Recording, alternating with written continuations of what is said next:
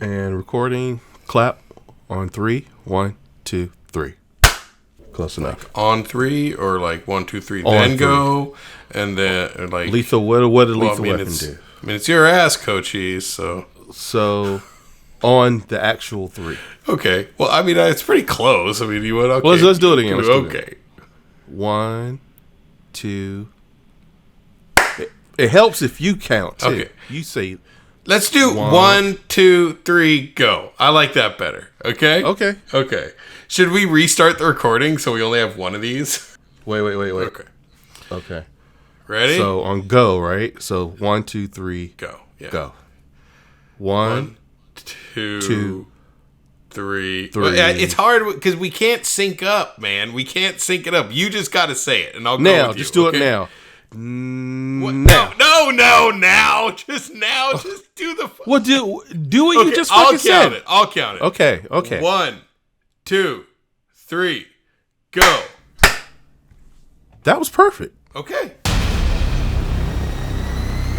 In a world of bad movies, 2 follically challenged men will stop at nothing to share their opinions of them. Their wives are tired of listening, but are you? This isn't the podcast you deserve, but it's the one you need. Prepare yourself for Bald Guys and Bad Movies. Welcome to episode 14 of Bald Guys and Bad Movies. I am Troy with my buddy Mike, what are we reviewing this week? Fantastic Beasts. The Secrets of Dumbledore. You had to think about it, didn't you? Oh, man. That's how memorable it was. Before we get into it, please give us 5 stars, drop a review, let us know if you like the episodes, give us suggestions for movie review. Yep. You do your job, we'll do our job. Okay, everybody? Exactamundo. So the Fantastic Beasts franchise. Let's start where the whole reason this thing exists is because Harry Potter ended, and they wanted to basically hold the IP Retain license. the rights. Yeah. Let's face it. I don't think I'm talking out of school. I think I actually read that somewhere. So. Oh yeah, absolutely. Me too. And Fantastic Beasts was some little small book that J.K. Rowling published during the Harry Potter. And it was just like. It was like an encyclopedia of magical beasts. Written by Newt Scamander, and I think that's as far as the character development went. I didn't read it, so maybe there's some deeper shit in there. I don't know. Who knows? Potter fans, don't come after me with your wands drawn. But the first 2 Fantastic Beasts movie, which was Fantastic Beasts and Where to Find Them, and Fantastic Beasts: The Crimes of Grindelwald, I found incredibly boring. Oh, God. They were boring.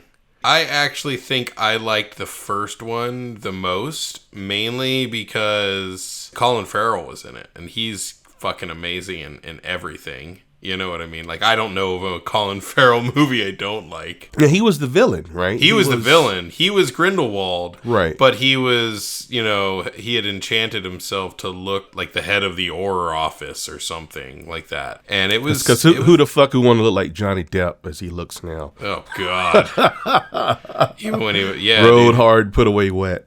Jesus. Hey, I love Johnny Depp. Don't get it twisted. I love the man, but he's looking rough these days. Getting old. Yep. Too much on boozing. And yeah, but Depp he was front and center as the villain in part 2, right? Yeah, he was front and center, and he was very,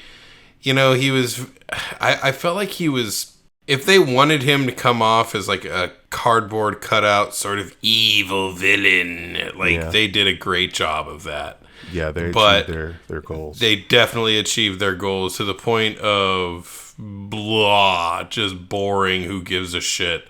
Which is one thing I will say about the movie. Mads Mikkelsen, he was a much better Grindelwald for the story they were telling. I don't see how they could have done that the third movie, I don't see how they could have done that story with Johnny Depp's Grindelwald. Like, it would have just seemed too far-fetched, you know what I mean? Do you agree with that? Yeah. I mean, before I speak about him, because he is one of the huge positives. Yeah. Improvements. Because he is charismatic, dude. Yeah, he's great. I can see people following him. Exactly. And that's what he need to be in this film. He need to be, because he's almost like a Trumpian, he's positioned himself as a man of the people and, the voice of the unheard wizards. And, he wants to be ruler, right? And the whole plot, the basic plot is there's this fucking deer creature, looks like a deer, looks like Bambi with feathers or whatever, that it's a rare creature, magical creature, and I guess it's not born a lot. Like, it's when it is born, it's a special thing.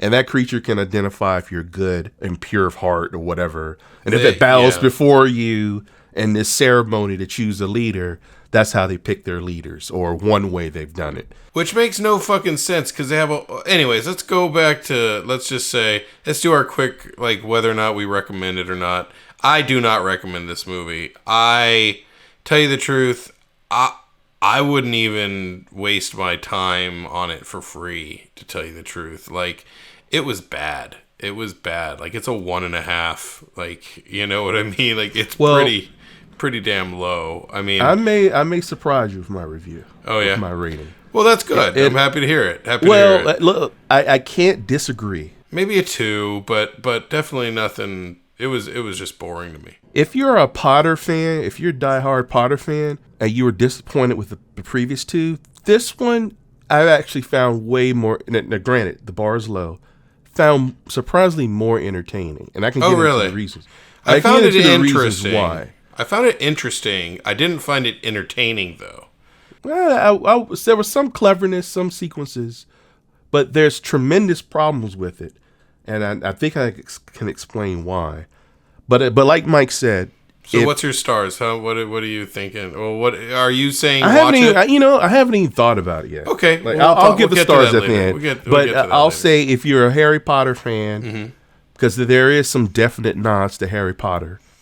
I can't remember if that was in the previous 2. Could actually go to Hogwarts at one point. Them going to Hogwarts real quick. I think they do, but they don't stay for long. There's some nods, and Dumbledore, I feel like, is more front and center in this, and I give a shit about Dumbledore. Yeah. Jude Law is the other reason to watch this. The 2 reasons this movie is worth a damn.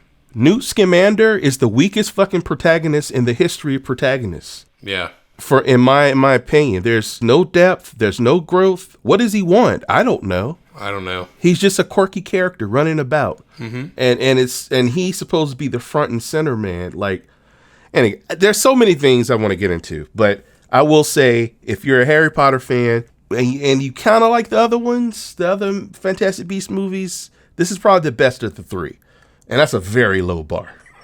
Very, very, and it's driven by Mads Mikkelsen's excellent performance, charismatic.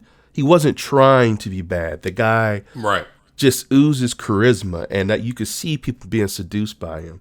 And also, Jude Law is a fucking amazing hero. Yeah. If they have rebranded this just with Dumbledore as the main character, forget the Fantastic Beasts shit. You could still have it be that. Don't even mention the fact that all of a sudden Newt Scamander takes a complete back seat. Just go full on into what works and do that. Or just write him better. Give him something to do. He's one note. So that's a non-spoilery thing. If you're not a Harry Potter fan, if you didn't give a shit about the 2 first movies, then there is nothing in this movie that's going to convince you otherwise, other than the fact that it has really 2 strong performances from 2 of the main characters. Yeah. And they do a lot of the heavy lifting. Yeah, they do. Which is great. Absolutely. Like, Jude Law is in it quite a bit, to the point where he's almost like the main character in this movie, I kind of feel. And Scamander, as he should be, is kind of a side quirky guy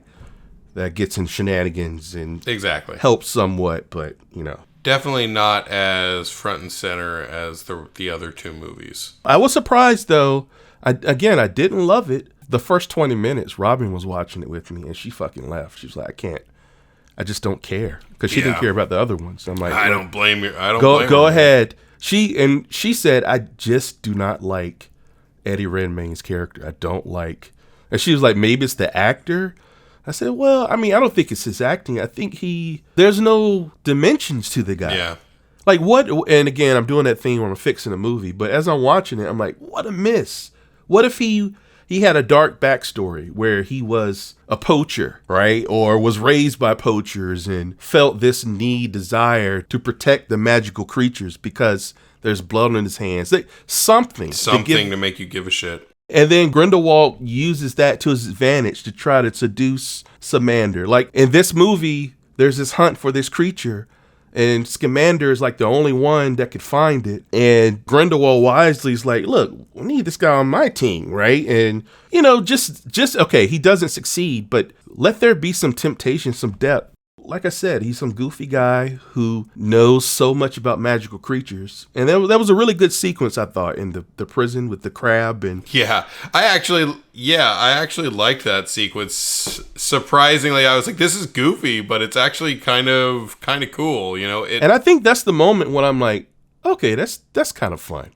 And then the Jude Law fight with his nephew, the other Dumbledore. Yeah, which I was confused about, but I do like how like the first line, like almost the first line of the movie was just like, yeah, Dumbledore's gay, which I kind of thought was, I don't know, I kind of felt like they could have built up to it a little bit more. Like he said, I was in love with you. Like he literally said that. Well, I think she's officially said that Dumbledore is gay, right? Well, she has now. That's for damn sure. I just thought it was funny how there was no beating around the bush. There was no like kind of pussyfooting. Like, well, they don't beat around the bush or pussyfoot, if you know what I'm saying. Oh, Jesus. No pussy near that foot, my friend. Oh, man. But they might beat around the bush. Run from the bush. Don't beat it. Hey, baby, that was fine, right? Great. Because, again, those two characters saved the day. How they were portrayed and by the actors. Yeah. And wisely, Scamander, I felt like he was almost a secondary character in this. Yeah. Honestly. Dumbledore was making all decisions. He was driving the action. I guess he kind of was in the other two films to a degree, but... Yeah, I agree with that. I feel like, I don't know, I just don't understand, like, the Kowalski character. Like, it's just weird. Like, there's just weird decisions made in this film, or in this series. Why was he needed? Why was Kowalski needed? The non-magical person. And, later Dumbledore's like, you're such a, you have the biggest heart and you're such a, there's love. And I don't know. I don't know, man. But that's the problem. Like, so many things in this series are just kind of like, why is any of this stuff the case? You know what I mean? So here's what I thought they were going to do with Kowalski. Because remember, he mentioned the shell game, right? Yeah. Like when they had the different suitcases, and he was like, "Oh, it's like a shell game," or he gave another example, and they were like, "The fuck are you talking about?" Why not have the suitcase idea come from Kowalski? Yeah. That way, give him importance, right? Give him something. He becomes a critical part, and Dumbledore, in his wisdom, said, "We need this guy," and no one understands why.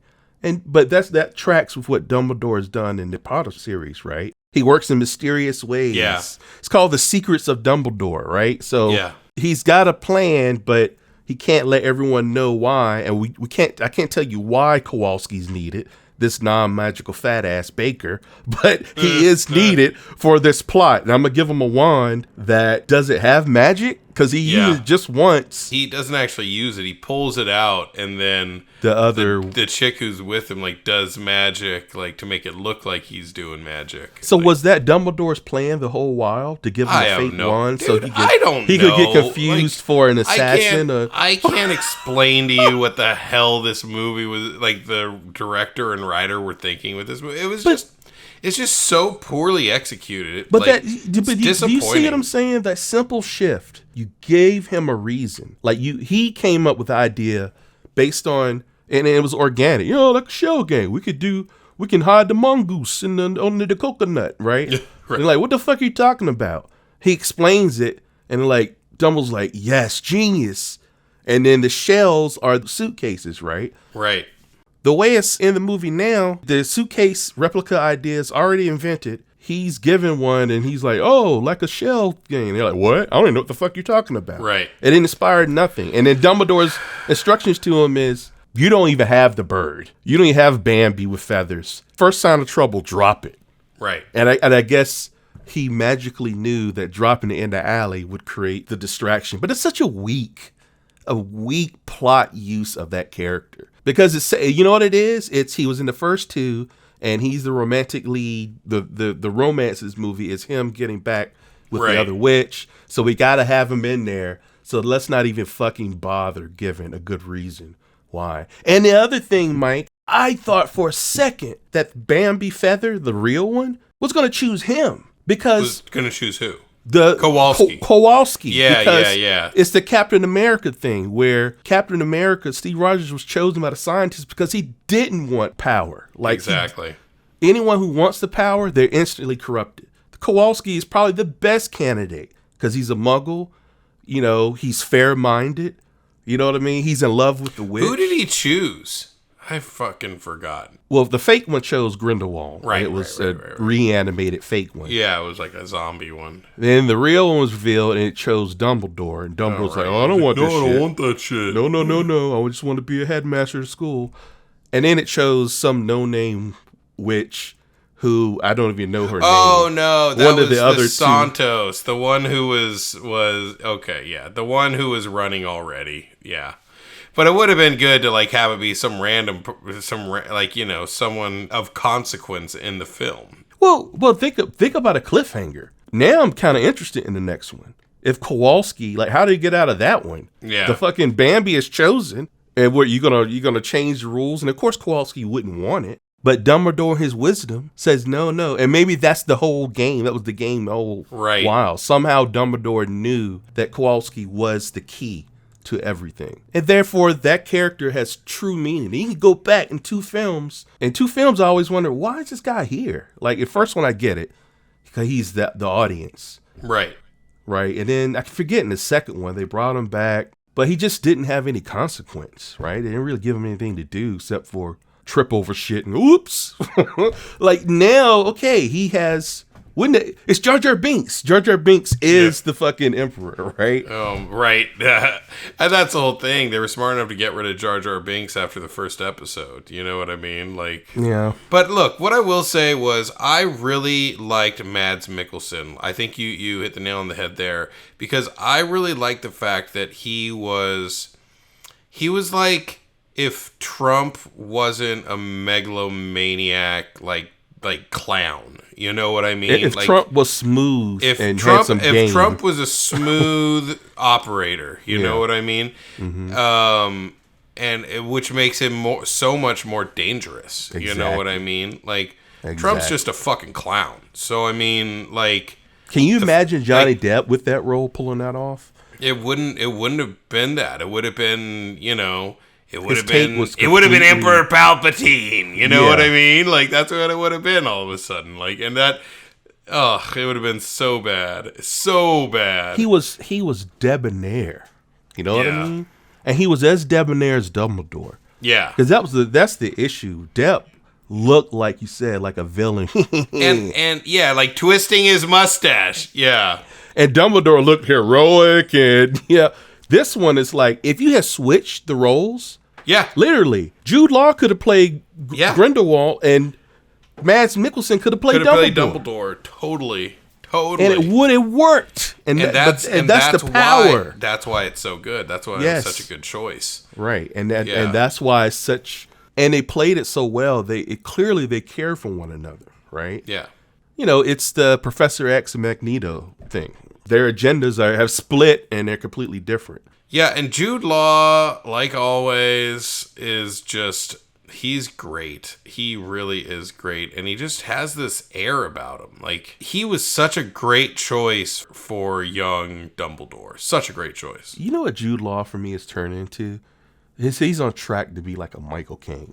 Oh, yeah. Michael Caine is a viable actor at every stage of his professional life. But better looking.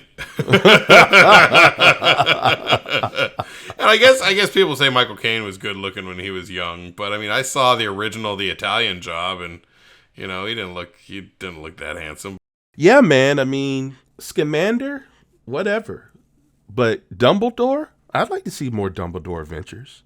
I mean, where is it even going? How did the movie end? Like, what did they... It ended with Dumbledore, the main hero, walking off into the wintry night.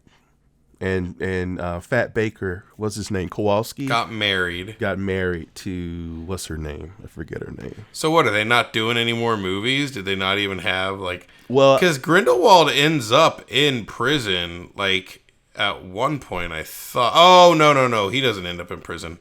First one, he was in prison, right? Right, but what I'm saying is...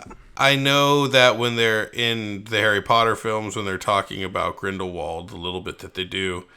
I thought he was the one in prison, but actually he was the one stealing the wand from Grigorovich, who was the one who initially had the Elder Wand.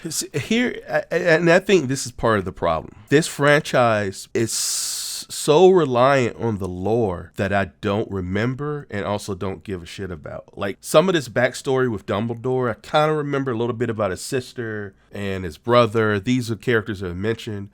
But I'm not steeped in the pot of lore enough. And I didn't like the first two films. So I retained no information. Well, you so don't this really one, need I was anything kind from the of first. Oh, from these two first films. Yeah. Like, it assumes you know a lot. So if you go in cold, not knowing or remembering the previous two films, you will be lost for a little bit. Yeah. They will bring you up to speed on the important parts. There may be a few lines just like, what the fuck is he talking about? Whatever, moving on. I don't remember what the line was, but I do remember a good amount of dialogue that was that I was just thinking to myself, and for all you folks who missed the last episode, this is what happened on episode 2 of Fantastic Beasts, right? You also look at the Ezra Miller character, right? Who was such a big deal in the first one. And that fight scene with Dumbledore was pretty fucking badass. Yeah, that's what I'm saying. I would say that awesome. scene was fucking dope. That was probably my favorite fight scene in the show, the whole movie. That fight scene with him, the whole rescue with Scamander with the scorpion crab things, which was funny but also violent. Like, dude, I was like, holy shit! It was like spitting up human remains. Yeah. Even the quote unquote assassination attempt, that little fight with the papers and the action. Some of the action was well done. The action was good. But David Yates, who's been directing Potter films since, so he started from 4. He did 4 on. Well, the point. Alfonso Cuarón's stellar turn as director injected so much whimsy and life in just the direction of the film. Even the color palette, everything. It felt like a magical world. Yeah. Since then, and even before with Chris Columbus I felt was very point and shoot, right? Right. It was a stark contrast. When I saw Cuarón's much more stylized film, I'm like, oh my God. Please let this guy do the rest. Like, this is amazing. Well, Mike Newell and then Yates from then on, it's such a dreary fucking world, dude. Like, I get the story gets darker and darker and darker. And, I won't go too much into Potter films. But this world was, I feel like the direction, fight scenes were good. Like, the action was good. But everything else just felt lifeless to me. Yeah, right? Like, it really did. I mean, and the characters, like even and the new characters that they introduced, like I just like the lady who spoke in the East Atlantic accent. Like every time she started talking, it would just like nails of chalkboard. I don't know. She was just boring to me. And then the other dude was boring too. The one who like got his memory wiped by Grindelwald. I don't know. Yeah, and then the guy that got captured. Who the fuck was the guy that got captured? He's just some rando? Was he somebody? No, that was the one in the prison? Yeah. That was Scamander's brother. I don't remember much about these damn movies. They're all so mediocre. There was no development. If you don't care about the characters and they're cardboard cutouts, then there's no stakes. You could throw all the gravitas and have Dumbledore say this with this, a sense of urgency. But if I don't give a shit about the characters and the peril they're in, then what do you have? Yeah. The only two characters that really gave weight to a scene was Dumbledore and Grindelwald. In between them having screen time, you have a bunch of characters that I just didn't give a shit about. Kowalski I could have cared about, and I thought they were heading in a direction that would turn everything on its head and be brave. Yeah. But I feel like Rawlings and the screenwriters just played it so safe, and they did that thing that I hated I even hated in the Potter novels. They just invent something, some magical shit that will get someone out of trouble. Like it's the MacGuffin, right? Here's the parachute. Oh wait, wasn't it in this first one? There's a bird that can wipe everyone's memories, and then I don't know, man. Things just feel so convenient. Like I know, okay, it's almost time for a magical solution to pop up. Right? Like, you're telling me that this doesn't happen, all will be lost, but of course I know it won't be lost. Right. Because there's some magical wazoo. There's always going to be something yeah. Which is what I didn't like about the Harry Potter series. Like, and that's the whole thing. Like, you can create things in order to push the story forward, but I feel like once you get to the end of the film, you kind of have to already have those established, or then it just feels like bad writing. You know what I mean? Like, let's just pull this shit out of nowhere. I also felt like the whole Ezra Miller character was just... I brought him up earlier, and then I started talking about that fight because it was so dope. Mm-hmm. But I felt like he was such a big deal in the first one, and kind of in the second one too, but in the third one he didn't really do much. He was much less he was there, and like he had a couple good scenes, but it didn't feel like it really had any. His stakes weren't really there. I thought he was the whole reason for them trying to find him was he was supposed to be this amazing thing that was going to help him take power, you know what I mean? Help, but he just seemed to be just a sickly old little kid who was he sick in the other films? Like at that part I couldn't remember either. Well, not dying sick, but he was always whatever the hell it's called. I can't remember what the name of the thing is, but weak ass pussy, that thing. No. What I'm saying is that he always had that power. He always couldn't control his magic, and that was the whole idea. Was Dumbledore's sister was the same way, which is why she would accidentally kill people sometimes, and they would have to cover it up. Right. Which was something that I felt like wasn't as talked about as much in the Harry Potter films, but I feel like in the books, like the backstory with the Dumbledores was huge. It was way bigger of a deal.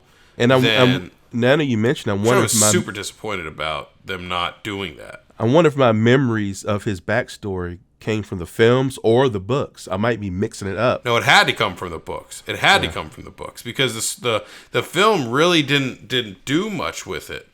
But I guess that's kind of one of the things that I was a little disappointed about this series. Like, I was hoping it was going to bring in more information about Dumbledore backstory, like that we already have learned about, as opposed to like creating all this new stuff. You know, like I don't really care that.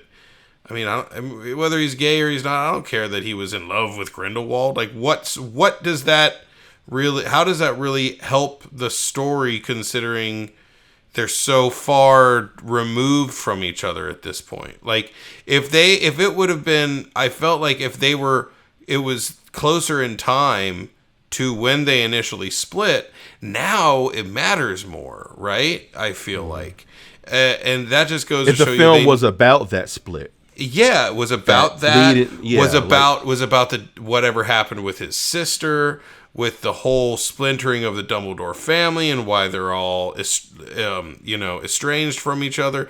All that stuff. That stuff would have been so much more compelling I think to anyone, whether or not you're a Harry Potter fan and you've read the books or not, I feel like that story would be so much more compelling.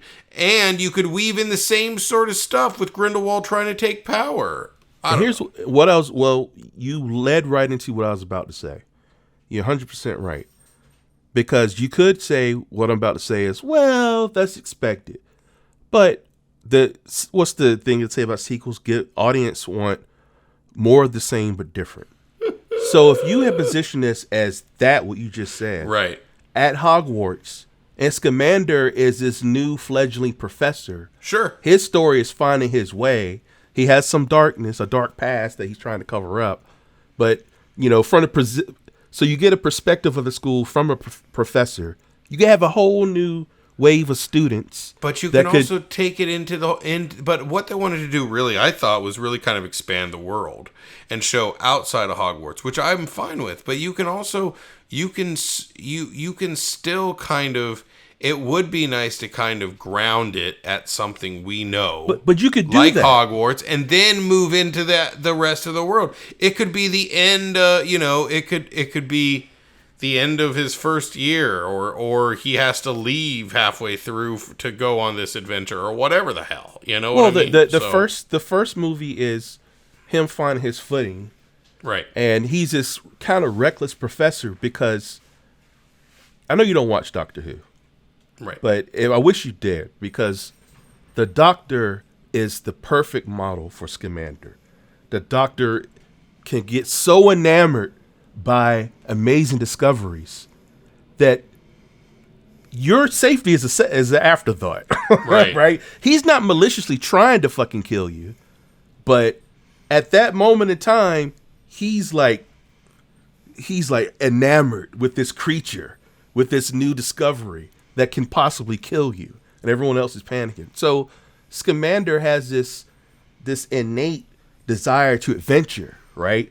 A field trip with Scamander could be that travel, right? Sure. He's breaking the rules, and his class are going this awesome fucking adventure. Like the first movie's like a crazy cool kids movie.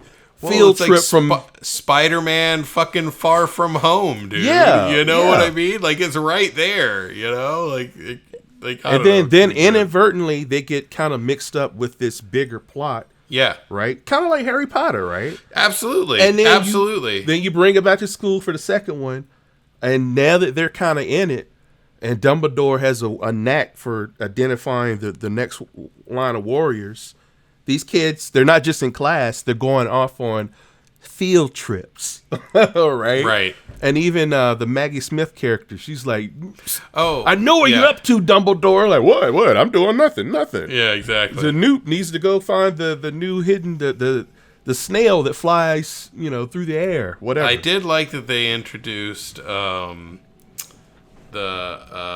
Professor McGonagall as a young woman. I thought was that the first time she popped up in the... Yeah, that's the first time you see it. You see McGonagall as a young woman, and she did a good job, I felt. I felt like she did a good job. But that little moment, I'm like, I want more of this. Yeah. I want more early... the characters I've seen in 7 to 8 movies. Exactly. Like, and you could even have some of the younger professors as students there. Fucking you know what Snape, I mean? Dude, or maybe that's too far back. But I feel like Snape is kind of a few years later, right? But I feel like you could probably work in some other characters. Maybe when you're done with the series, you end with that class. Yeah, Potter and Snape show up, and everyone's a little bit older. Scamander is finally like settled or whatever, right? But that's the Easter egg. You don't have to explore that. But right? I think what the idea we're talking about is just you need to ground it in something that is known, right?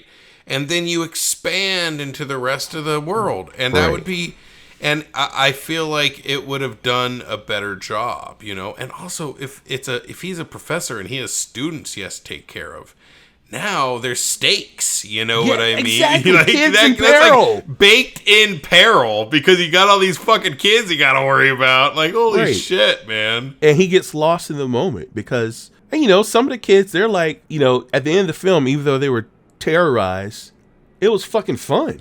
Yeah, exactly. Like it was, and they stand up for Scamander. He's going to be expelled. Like, no, we've learned so much. And exactly. And then each movie gets gradually darker as his students grow older and the threat with Grindelwald increases. And yeah, like you said, don't keep it just because that was the thing with Harry Potter, and it's by design. But it did feel kind of grindy, like you are in fucking school. Yeah. Next class, right? Right. Right. It felt totally. as boring as school sometimes. So avoid that with this. This is, again, the doctor would show up in his TARDIS, whisk you away, and you're off on some great adventure. Right. Scamander, he's always scheming up the next expedition because he's heard of this, right? Heard of this whimsical creature. And the two things just intertwine with the Dumbledore plot and Grindelwald.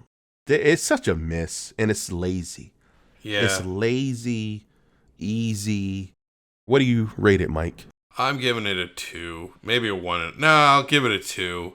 I was bored. There were certain parts that I really liked. I loved Jude Law. I loved Mads Mikkelsen. I loved, it was one of those movies where, God, I liked the concept. I liked political intrigue, but it just, everything fell flat. I'm giving it 2.5 worthless wands. 2.5 magicless MacGuffin wands out of 5. Jesus. What was the point of the wand? We still don't know, do we? Was it just for that moment? That was his plan to have him be mistaken as an assassin? And what good did that do anyone? How did that drive the plot? Or was it, I don't know, his deception? It was a distraction so that he can whatever. I mean, what was the point of anything that happened in this movie? Well, that's the thing. It's one of those movies that screams from top of his lungs there's stakes, and you can't for the life of you really care. Yeah. I mean, I knew it. I mean, Grindelwald wants to seize power. Right. But I feel like he's been wanting to seize power for 2 films. What's the big difference here? It's like the same scenario, just different fucking day. Right. That's the problem. This is one of those movies that tells you what the stakes are. Yeah. They tell you this is what is happening. This is what the problem is. This is what's going on. And you don't have to, there's no feeling behind it. You just don't give a shit though. I don't care. No one cares. A series so filled with magic feels so magic-less. Yeah.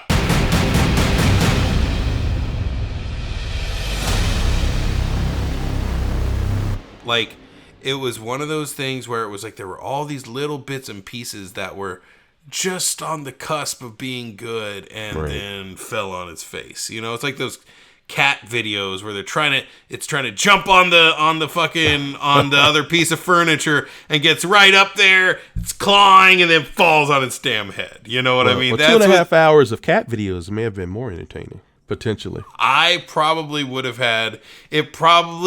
kept my attention and made me happier than watching this.